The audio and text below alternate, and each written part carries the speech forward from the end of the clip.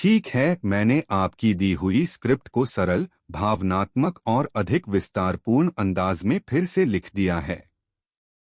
मैंने कथन डायलॉग के मूड लाइन्स कायम रखे हैं, लेकिन बीच बीच में दृश्य, भाव और छोटे छोटे ब्रीद एहमेंट पॉज रुकावट जोड़कर इसे ज्यादा एंगेजिंग बनाया है। नीचे पढ़िए, सरल हिंदी में, पठनीय और भावनात्मक। क्या जान गया? चंगा हुआ पुत्र, तू आ गई। घर की दादी आज पूरी तरह आतंकित हो चुकी थीं।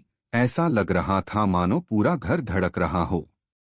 नहीं तो तेरी दादी तो आज पूरी आतंकवादी बन गई थी। आज उन्होंने ना मेरे मुंह से बात उगलवा ही लेनी थी।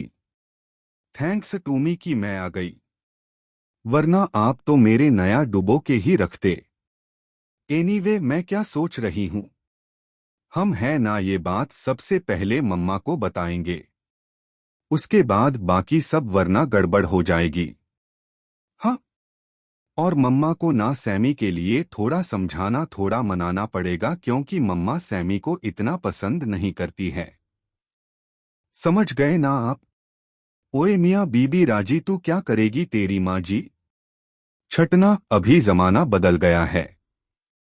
आजकल किसी किसी माँ बाप को ना अपने बच्चों की पसंद ही नहीं आती। हाँ, इसलिए तो बच्चे भाग के घर से शादी कर लेते हैं, फिर बाद में माँ बाप उनको अपना लेते हैं। खून जो है ना अपना। अगर तेरी माँ भी नहीं माने ना, तो जानकी के पास बहुत रास्ते हैं। टाइम आएगा ना फिर बताऊंगी। I love you Janaki. एक पल के लिए दोनों एक दूसरे को देखकर मुस्कुराते हैं, सुकून का छोटा सा पल। अरे वो करण सर का फोन आ रहा है। आई थिंक वो मंडप में बुला रहे हैं। सारे लोग वहीं पर हैं ना? चले क्या वहां पर? थोड़ा लेट हो गया। हाँ चल। संगीत। मंडप का माहौल तना हुआ है, हर कोई अपनी अपनी चिंता लेकर खड़ा है। करण सब बहुत टेंस लग रहे हैं। मंडप को कितने गुस्से में घूर रहे हैं। जाके देखना पड़ेगा। क्या हुआ करण साहब, आप इतने टेंस्ड क्यों लग रहे हैं? टेंस्ड लग रहा हूं क्योंकि देख, मेरी टेंशन बैठी है सामने। ये शादी हो रही है और तेरी वो चौथी फेल्ट बजाय पट्टी बहन पता नहीं कहाँ गायब है।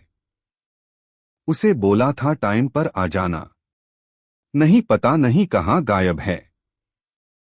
लोग इधर उधर बातें करते हैं, फोन नहीं उठ रहा, मैसेज का जवाब नहीं। मंडप में घबराहट है। मैं ही जाता हूं उसे लेने, उसे ढूंढ कर लाता हूं यहां पे, वरना ये सब तो हो जाएगा। प्लीज आप कहीं मत जाओ, आप यहीं पर आओ। मेरे को जब आना होगा वो आ जाएगी। मंडप में रिमझिम सन्नाटा, फिर अचानक ढोलन गाड़ों की गूंज। करण भाई एजी ऋषभ शलन की रस्म शुरू करने वाले हैं। दोनों परिवारों की निगाहें मिलती हैं, कुछ कहने की भीड़ पर दिलों में खामोशी। शर्लिन और पृथ्वी की बीच चल रही टकराहट का अंश साफ है।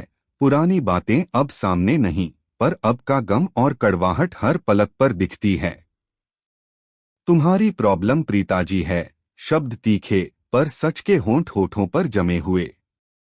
मंडप में हाथ मिलाने की विधि शुरू होती है। सब कुछ वैसा ही चलता है जैसे रिवाज कहते हैं, पर अंदर की लड़ाई किसी के समझ में नहीं आती। इस शादी के बाद प्रीता जी और मेरा रिश्ता सिर्फ दोस्ती का रह जाएगा, कहते हुए चेहरे तनकर झुक जाते हैं।